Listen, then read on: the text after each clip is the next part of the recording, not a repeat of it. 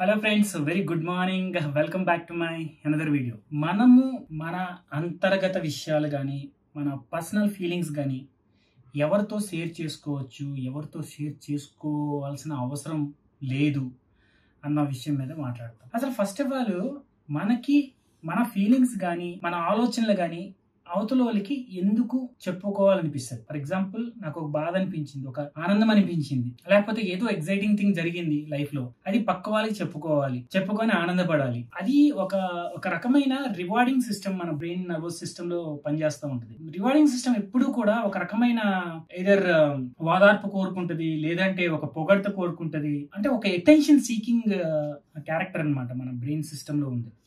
So దానివల్ల ఏమవుతుంది, మనము ఏదైనా బాధ అనిపించినా ఒకరు పక్క వాళ్ళతో చెప్పుకుంటే మన బాధ తీరుతుంది, లేకపోతే ఒక ఆనందమైన విషయం పక్క వాళ్ళతో షేర్ చేసుకుంటే సంతోషాన్ని మనం పంచుకుంటున్నట్టు అవుతుంది. లేకపోతే మన అంతర్గత విషయాలు ఏవో సంథింగ్ మన ఫీలింగ్స్ ఉంటాయి. ఓకే, ఆ ఫీలింగ్స్ ని మనము వేరే వాళ్ళతో వ్యక్తపరచడానికి ట్రై చేస్తూ ఉంటాం. ఆ వ్యక్తపరిచినప్పుడు మనకు ఒక డోపమైన్ సిస్టమ్ ద్వారా ఒక ప్లెజర్ఫుల్ మూమెంట్ క్రియేట్ అవుతుంది అనమాట. గమనించాల్సిన విషయం ఏంటంటే, అన్ని విషయాలు అందరికీ షేర్ చేసుకోవాల్సిన అవసరం లేదు. వెదర్ ఇట్ ఈస్ అంటే ఒక బాధ అయినా సరే, ఒక సంతోషకరమైన విషయం అయినా సరే, అందరికీ అన్ని విషయాలు షేర్ చేసుకోవాల్సిన అవసరం లేదు.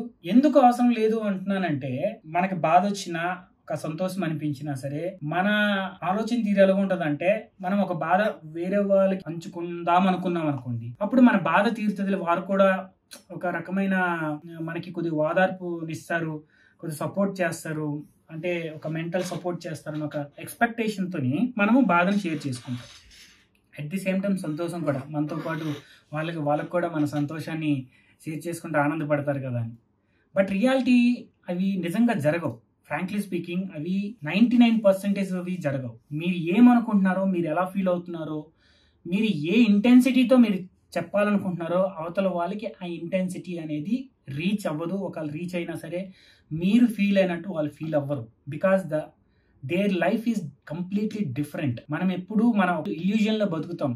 మన లైఫ్ లాంటిదే వాళ్ళ లైఫ్ కదా, మనలాంటి వాళ్ళే కదా వాళ్ళు కూడా, మనలాగే ఆలోచిస్తారు కదా వాళ్ళు కూడా, మనలాంటి జీవితాన్ని వాళ్ళు కూడా జీవిస్తున్నారు కదా. సో దట్ మనకు వచ్చిన బాధ అనేది వాళ్ళకి సేమ్, అంటే ఆ పట్ల పాయింట్ ఆఫ్ టైంలో మనకి ఏదైతే బాధ అనిపించిందో ఆ బాధను చెప్పుకుంటే వాళ్ళు అదే రకమైన ఇంటెన్సిటీతో ఫీల్ అయ్యి మనకు ఒక సపోర్ట్ ఇస్తారని ఒక ఎక్స్పెక్టేషన్తో మనం చెప్పుకోవడం జరుగుతుంది. బట్ అది రియాలిటీలో అది సాధ్యం కాదనమాట. ఎందుకంటే వాళ్ళని బ్లేమ్ చేయలేం యాక్చువల్గా చెప్పాలండి. ఎందుకంటే మీరు పడిన బాధ అనేది మీ ఎక్స్పీరియన్స్. వాళ్ళకి ఆ పట్ల పాయింట్ ఆఫ్ టైంలో ఆ ఎక్స్పీరియన్స్ జరగనప్పుడు వాళ్ళకి సేమ్ కైండ్ ఆఫ్ ఇంటెన్సిటీ అనేది ఎలా క్రియేట్ అవ్వదు. ఇంకొకటి ఏంటంటే, మీ అంతర్గత భావాలు, మీ ఆలోచన తీరు ఎన్నోసార్లు చాలా మందికి పంచుకునే ఉంటారు.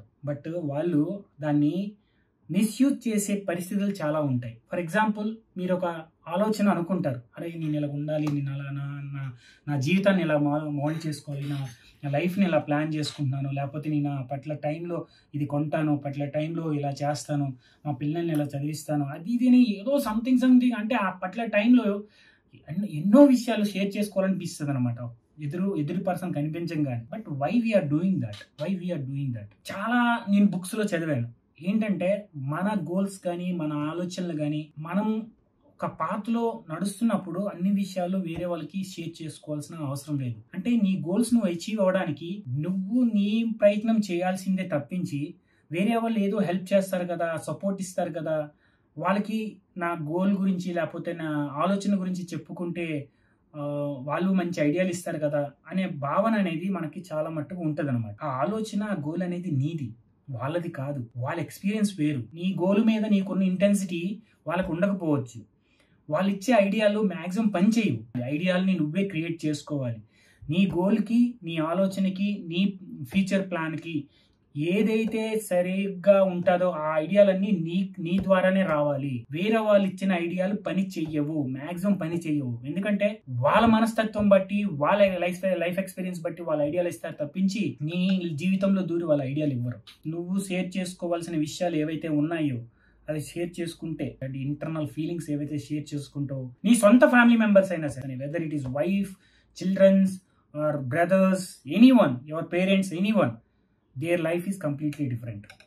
ఒకే దగ్గర ఉన్నాం కదా, మనందరి జీవితాలు ఒకటే, మనందరం ఆలోచన తీరు ఒకటే అంటే మన ఆలోచన తీరులు మేబీ 10 or 15% ఒకలాగా ఉండొచ్చు. బట్ మిగతా లైఫ్ అనేది, మిగతా ఆలోచన తీరు మనిద్దరం ఒకలాగా ఉండదు. వాళ్ళ రిక్వైర్మెంట్ వేరు, వాళ్ళ ప్రయారిటీస్ వేరు, వాళ్ళ సరదాలు వేరు, వాళ్ళ ఇంట్రెస్ట్లు వేరు. నీ ఇంట్రెస్ట్ వాళ్ళ ఇంట్రెస్ట్ ఒకలాగా ఉంటుందని గ్యారంటీ లేదు. నీకున్న ఇంట్రెస్ట్కి ఆ ఇంటెన్సిటీ అనేది వాళ్ళకు ఉండకపోవచ్చు. అప్పుడు ఆ ఇంట్రెస్ట్ మీద వాళ్ళకి ఐడియాలు అడిగితే వాళ్ళు ఎలా ఇస్తారు ఐడియాస్? వాళ్ళకి ఉన్న హాఫ్ నాలెడ్జ్ తోనే ఒక ఐడియాలు ఇస్తారు, అంటే వాళ్ళకి జరిగిన ఎక్స్పీరియన్స్ తో. చాలా మట్టుకు ఇన్ఫర్మేషన్ మిస్యూజ్ అయ్యే పరిస్థితులు చాలా ఉంటాయి. నాకు చాలా ఎక్స్పీరియన్స్ అయింది.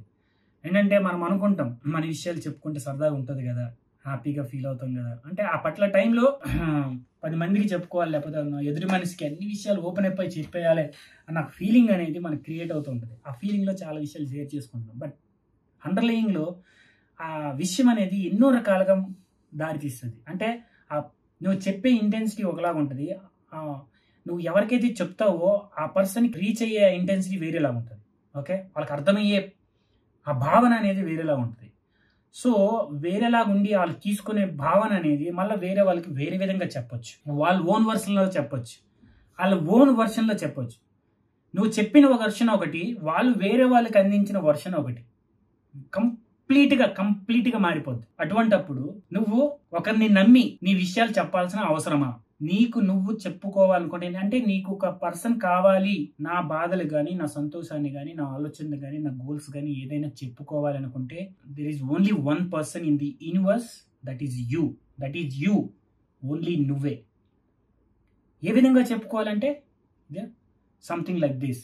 జస్ట్ వీడియో రికార్డ్ చేయి, నీ భావనలు చెప్పుకో, నీ ఆలోచనలు చెప్పుకో, నువ్వేం చేద్దాం అనుకున్నావో, నీ గోల్స్ ఏంటో, లేకపోతే నీకున్న బాధ ఏంటో, నీ సంతోషం ఏంటో వీడియో ద్వారా నీకు నువ్వు మాట్లాడుకో. లేదంటే జర్నల్, ఒక బుక్ తీసుకో, ఒక పేజీ మీద రాయి. ఆ పట్ల టైంలో నీకు ఏమనిపిస్తుంది, నీ పర్సనల్ బుక్ ఒకటి పెట్టుకో, రాసుకో. దాని ద్వారా నీకు ఇంకా మంచి ఐడియాలు వస్తాయి, నీకు నువ్వే మంచి ఐడియాలు క్రియేట్ చేసుకోగలవు. That is the power of you. ఏవైతే ఆ పట్ల టైంలో నీకు వచ్చిన ఆలోచనలు ఒక 10 మందికి, ఒక ఇద్దరికో ముగ్గురికో చెప్పుకోవాలనుకునే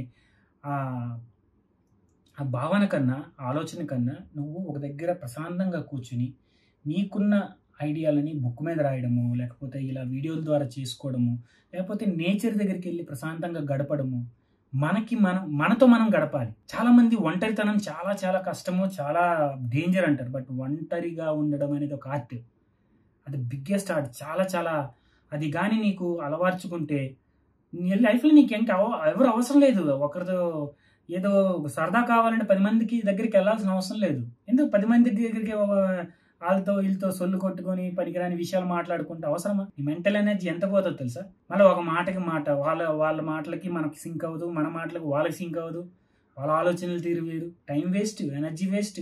సో క్లోజ్ ఫ్యామిలీ మెంబర్స్తో అయినా సరే కొన్ని విషయాలు మనం ఒక జనరిక్ థింగ్స్ మనం షేర్ చేసుకోవచ్చు. కొన్ని ఫ్యామిలీ సిచ్యువేషన్స్ కానీ ఏమైనా సరే షేర్ చేసుకుని ఒకరికొకరు సపోర్ట్ చేసుకుని ముందుకెళ్ళడం జరుగుతుంది తప్పించి ఇంటర్నల్గా అంతర్గత భావాలు ఏవైతే ఉన్నాయో I don't think so they will అంటే నీకు చెప్పిన నీకంటూ కొన్ని చెయ్యాలనుంటుంది. అది చెప్పంగానే వాళ్ళు ఏమీ యాక్సెప్ట్ చేయరు, ఎందుకంటే వాళ్ళ లైఫ్ వేరు కదా, వాళ్ళ రిక్వైర్మెంట్ వేరు. So yeah, that's what I want to convey in this video. Be yourself, right? మీకంటూ ఒక బాధ వచ్చినా ఏది వచ్చినా సరే try to spend time with yourself. నీతో గడుపు. చాలా చాలా సోర్సెస్ ఉన్నాయి, బుక్ రాయడము, బుక్ చదువుకోవడము, సంథింగ్ లైక్ దాట్. అంటే వీడియోస్ చేయడంలో కానీ, లేకపోతే నేచర్ దగ్గరికి వెళ్తే నీకున్న బాధలు, నీకున్న ఎన్నో రకాల ట్రామాస్ మీకు ఆటోమేటిక్గా క్లియర్ అయిపోతాయి. కానీ వన్ థింగ్ మీరు బిలీవ్ చేయాలి, నాకు 10 మంది ఉంటే కానీ నాకు లైఫ్ గడవదు, 10 మంది ఉంటే కానీ నేను ఎనర్జెటిక్గా ఉండలేను అన్న ఆ బిలీఫ్ అనేది బయటికి తీయాలి నీ మైండ్ నుంచి. అప్పుడు కానీ మీలో ఆ చేంజ్ రాదు. Thank you very much. Thanks for watching this video. Have a nice day.